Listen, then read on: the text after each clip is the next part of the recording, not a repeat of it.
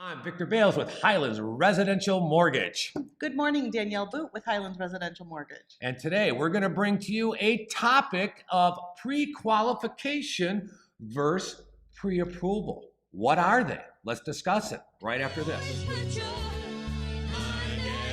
Okay, Danielle, so today's topic is a pre-qualification versus a pre-approval. What is your gist on this? I'm hearing stuff from real estate agents. I got a pre-qual letter, I need a pre-approval. What's going on out there with that? Well, the CFPB, which is the Consumer Financial Protection Bureau, gave guidance to lenders in the past few years about what verbiage we can use and what has to be included in a pre-approval or a pre-qualification letter. Okay, so in your 25 years, 30 years experience now, what is the difference between you? What is a pre-qualification versus a pre-approval?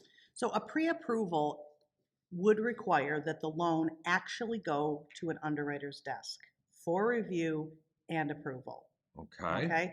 The pre-qualification, there are varying degrees of it. A pre-qualification is a loan officer looking over a borrower's income, assets, and credit. So this is when a borrower not only does the application, but they supply income and asset documents so you could verify. They don't have to.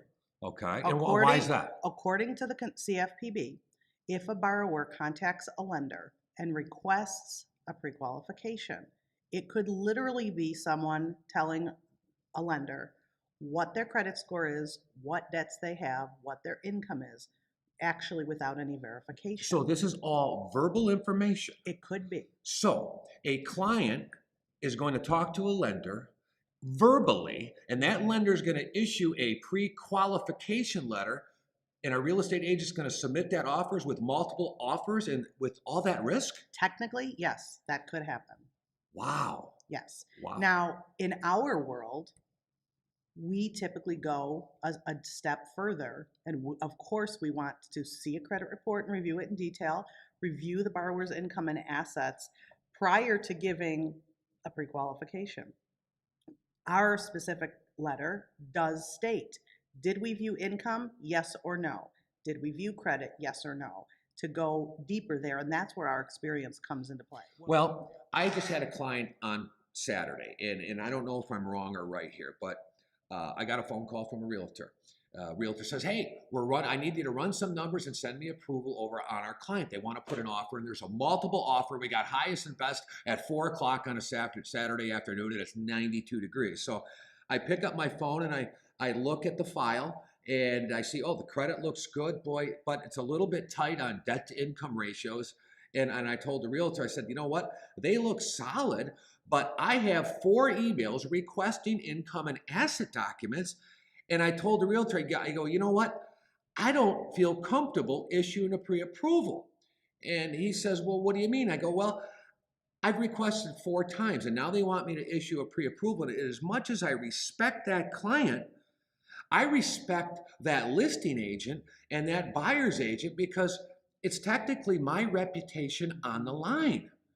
You know, a client will come and go, and I want to help the client, but my relationship with that realtor, this is a small town, and there's a reputation to uphold, and I want to raise that bar. When they say a pre-approval coming from Highlands, they know we've done our homework.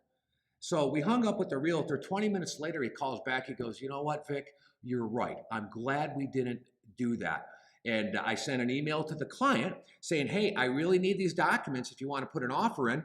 3 days later, I still don't have the documents. So, well, according to CFPB guidelines, if the borrower requests a pre-qualification letter, you're supposed to issue it. Okay, and even if you don't have the documents, but you can put on our letterhead, no, I don't have the income. No, I don't have the assets. Yep. And technically, if that's what the borrower wants to do, that's fine. Absolutely. And I guess we just got to be clear to our realtors. Here's a pre-qualification letter. I have not received income. I have not received assets. It's going to be a weak offer, and I will copy the borrower. And at least that may trigger them to say, look, if we want to put in an offer on a house, we need to really have our act together up front.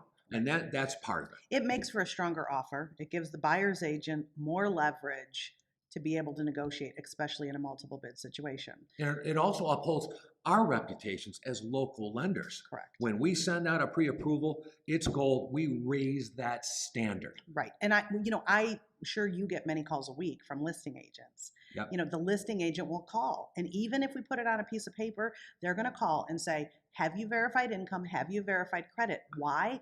Because not every lender does. And not every lender will give a solid pre-qualification letter so that they have the assurance that if we accept this offer, it's going to close in a timely manner, in a smooth transaction as possible. And that's what I told the agent too, that the listing agent's going to be calling me. And the last thing I'm going to do is lie to somebody to say I've got income or asset documents there. Absolutely. So what else do we need to say about pre-qualification versus a pre-approval? Well, if you're a buyer, start early.